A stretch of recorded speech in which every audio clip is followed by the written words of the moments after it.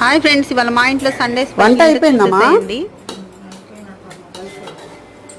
ఇవాళ మా అమ్మ మా కోసం పలావ్ చేస్తుంది. వేడి వేడి పలావ్ చికెన్ కర్రీలో.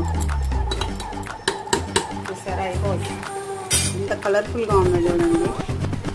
ఇవాళ సండే స్పెషల్ ఏంటంటే రాగి సంగటి.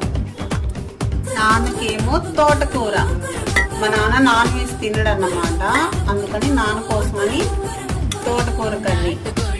అండ్ మా కోసం చికెన్. చూసారా, చికెన్ కర్రీ.